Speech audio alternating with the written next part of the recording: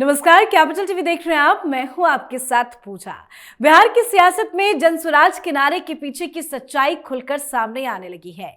कभी दूसरे नेताओं की चुनावी रणनीति लिखने वाले प्रशांत किशोर आज खुद अपनी किस्मत के समीकरणों में फंसे नजर आ रहे हैं। ताजा घटनाक्रम ने इस कहानी को और भी ज्यादा दिलचस्प बना दिया है। प्रशांत किशोर ने चुनाव आयोग को शिकायत दी है कि उनकी पार्टी के 3 उम्मीदवारों पर दबाव बनाकर नामांकन वापस कराया गया। उन्होंने सीधे सीधे बीजेपी पर आरोप जड़ा है कि उन्हें मैदान से बाहर करने की कोशिश की जा रही है। ये वही प्रशांत किशोर है जो कभी मोदी और नीतीश के लिए चुनावी चाणक्य कहे जाते थे। आज वही कहते सुने जा रहे हैं कि हमारे प्रत्याशियों को डराया जा रहा है, धमकाया जा रहा है। पर सवाल बड़ा है। सवाल यह है कि क्या प्रशांत किशोर अपने ही बनाए चुनावी सिस्टम के शिकार बन रहे हैं या फिर ये महज एक पॉलिटिकल ड्रामा है ताकि सहानुभूति जुटाई जा सके। और इस चुनाव में प्रशांत किशोर का क्या होगा, आज इसे ही समझेंगे। और चर्चा के लिए मेरे साथ स्टूडियो में मौजूद हैं कैपिटल टीवी के editor in chief doctor Manish Kumar. Doctor साहब, बहुत बहुत स्वागत है आपका। धन्यवाद। पहले तो काफी जोश खोश में नजर आते थे प्रशांत किशोर, अब काफी साइलेंट है। क्या लग रहा है प्रशांत किशोर का क्या होगा इस चुनाव में? देखिए, एक बेसिक कॉमन सेंस की बात है। कोई अच्छा खिलाड़ी है, वो जरूरी नहीं कि वो अच्छा कोच बन जाए। हाँ। और ये वाइस वर्सा भी है कि कोई बहुत बढ़िया कोच है, वो वैसा ही खिलाड़ी रहे, उतना ही उम्दा खिलाड़ी बन के उभरे, ये भी पॉसिबल नहीं है। ये होता नहीं है। ज्यादातर ग्रेट कोचेस जो हैं वो ग्रेट प्लेयर्स नहीं होते, है ना। अब इस चीज को आप प्रशांत किशोर के ऊपर लागू कर दीजिए। मैंने उसे जिता दिया, हमें उसे जिता दिया, हमने उसे जिता दिया, हमने उसे जिता दिया, है ना। आप करते रहे, लेकिन आपके हाथ क्या आया? आप अब जिस तरीके का बॉडी लैंग्वेज, जिस तरह की भाषा, जिस तरह से बर्ताव आप कर रहे हो, ये तो it's a clear cut sign of a loser. अब बिहार में लोग ये कहने लग गए, और दिस इज ऑल्सो ट्रू, कि प्रशांत किशोर वो एनडीए को नुकसान पहुंचाएगा, खुद जीतेगा नहीं। ये बहुत बड़ा भुटकटुआ बनने जा रहा है, खुद जीतेगा नहीं और बीजेपी को हरवा देगा।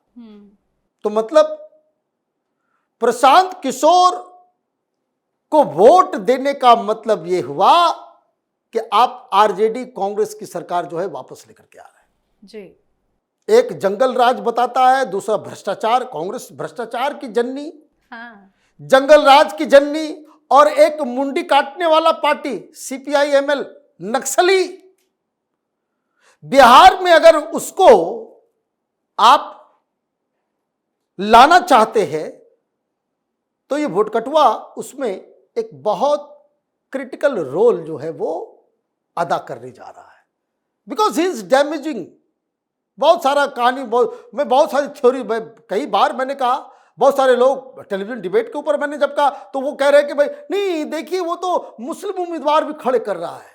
अरे भाई, मुसलमान प्रशांत किशोर को वोट नहीं करेगा। मैं आज आपको बता रहा हूं, जब जिस दिन नतीजे आएंगे, जितने भी मुस्लिम उम्मीदवार होंगे प्रशांत किशोर का, किसी का भी जमानत बचेगा नहीं। यू मार्क माय वर्ड, एक भी मुस्लिम उम्मीदवार का जमानत नहीं बचेगा। कारण मुसलमान तो उसी को वोट करेंगे जो बीजेपी को हराएगा। तुम न 3 में हो न 13 में। डैमेज कहां होगा? वो मुस्लिम यूथ नहीं सुनते। ये हिंदुओं को आप जो है बरगला करके क्या कर रहे हो भाई? तुम्हारे पूरी पॉलिटिक्स क्या है? ये खराब है, वो खराब है, ऐसे खराब है, वैसे खराब है, ये खराब है। अरे भाई, हर परिवार में प्रॉब्लम होता है, हर गांव में प्रॉब्लम होता है, हर समाज में प्रॉब्लम होता है। भाई, सबसे बड़ी समस्या सुनने में आया है कि भाई कोसी बेल्ट में बड़ा जी पॉपुलर है प्रशांत किशोर। मुझे बता दो भाई कि कोसी नदी के बाढ़ को रोका जा सके, उसका कोई ब्लूप्रिंट इसने बनाया है क्या? रोजगार कैसे आएगा, उसका कोई ब्लूप्रिंट है क्या? रोजगार नहीं है, सबको मालूम है। बिहार में रहने वाले लोगों को मालूम है एजुकेशन खराब है, सिस्टम खराब है, ये खराब है, वो खराब है। भाई तुम क्या करोगे ये बताओ। तुमने अभी तक एक ही चीज कहा है, कंक्रीट, और वो ये है कि सरकार बनने के 1 घंटे के अंदर जो है हम शराब जो है लागू कर देंगे। गांधी जी की जगह से आप जो है अपनी पदयात्रा शुरू करते हो और शराब बांटने की बात करते हो। जी हाँ। गांधी जयंती के दिन तुम पार्टी बनाने की घोषणा करते हो और शराब बांटने की बात। भाई ये समझ में नहीं आता। ये तो केजरीवाल को मैं बड़ा फ्रॉड पॉलिटिशियंस में केजरीवाल को पादान नंबर 1। केजरीवाल का ये 10% भी नहीं है। केजरीवाल ना दिल्ली में ये कर दूंगा वो कर दूंगा, ऐसे सारे लोग पागल हो गए थे। मैं शुरू से बोलते बोलते थक गया कि ये बर्बाद करेगा, लूटेगा। तो वही लूटने के लिए अब तो सवाल उठ रहे हैं कि भाई 11 कट्ठा जमीन खरीद लिया, कहाँ से आया पैसा भाई? और मैं आपको बता दूं, पटना में जमीन की कीमतें वो दिल्ली नोएडा से महंगी है, गुड़गांव वगैरह सस्ता है, पटना का जमीन महंगा है। तो कहाँ से लाए? अभी लेटेस्ट आपने याद दिलाया प्रोग्राम से पहले कि कैसे वो जो है वो एबीपी न्यूज़ के बहुत ही सीनियर वो जर्नलिस्ट है, वेरी रिस्पेक्टेबल, मतलब वो अपने आप में एक बड़ी रिपोर्टर रही है। उनके साथ आप बदतमीजी कर रहे हो। क्या लग रहा है कि आप जो है वॉकआउट कर जाओगे तो लोग आपके साथ सिंपैथी रखेंगे? क्या पूछ रही थी वो? सिंपल सा सवाल पूछा ना कि भाई आप तेजस्वी यादव के डिग्री के ऊपर सवाल कर रहे हैं, आपके डिग्री पे भी सवाल उठ रहा है कि आप पटना साइंस कॉलेज से 12th किया, उसके बाद चले गए हिंदू कॉलेज। कौन सा सब्जेक्ट में आप थे? ग्रेजुएशन पूरा हुआ, दिल्ली यूनिवर्सिटी से नहीं हुआ। भाई बताने में क्या जा रहा है? फिर वहां से आप हैदराबाद करने के लिए क्या गए? फिर विदेश में कहां गए? क्या पढ़ाई की? भाई आप दुनिया भर के सवाल पूछेंगे दूसरे से, और जब आपसे सवाल किया जाएगा तो अभी जो आपके तेवर है ना, उसी तरह से एनडीटीवी के लोगों से लड़ लिया, आजकल पत्रकारों से ही लड़ रहे हैं ये। और जो तेवर दिख रहा है, तो जो लोग पटना में बैठ करके आरती उतार रहे थे वो पत्रकार, और खास करके अपर कास्ट पत्रकारों का पूरा जत्था ब्राह्मणों का बना करके बैठे हुए थे, ये बोलते हुए खराब लग रहा है। बहुत सारे हमारे मित्र हैं, लेकिन इन लोगों ने ठेका ले रखा था। अरे बाबा, जो इसके तेवर नजर आ रहे हैं, सरकार में गलती से आ गया, सारे लोगों को जेल में डाल देगा पटना में, फिर इसके खिलाफ बोल नहीं पाओगे। तो कई सारे विवाद। अच्छा, ये फ्रस्ट्रेशन वाला कारण क्या है? ये जो इतनी कहानी जो है, उसके पीछे का राज क्या है? आपने अपने इंट्रोडक्शन में कहा, बताइए, वहां तक जो आपने सवाल किया उसको करते करते इलेक्शन कमीशन आप पहुंच गए। अच्छा चलिए भाई, 3 ही है ना, बाकी 240 वहां क्या होगा? वहां क्या होगा? कितनी जमानत बचेंगे? सवाल ये है, और फ्रस्ट्रेशन इसी बात का है। जो आदमी अपना कैंडिडेचर अनाउंस करके बैकअप कर जाए, जो आदमी एक केजरीवाल की तरह चले थे लड़ने के लिए, मेन जो चैलेंजर से, भाई शीला दीक्षित के खिलाफ लड़ा ना भाई केजरीवाल, जाके लड़ा, जाकर लड़ेंगे। तो आपने भी ताल ठोका कि भाई चलो भाई राघोपुर से लड़ेंगे, 1000 गाड़ी लेकर के चलेंगे राघोपुर। तो वहां के सर्वे पे काम करने वाले आदमी है ना ये लोग, वो सर्वे आया कि नहीं तुम्हारी तो वहां कोई वजूद ही नहीं है, 3rd नंबर पे भी नहीं आ पाओगे, क्योंकि वहां बीजेपी के सतीश यादव और तेजस्वी यादव के बीच मेन टक्कर है। आपको यहां कोई भाव नहीं देगा।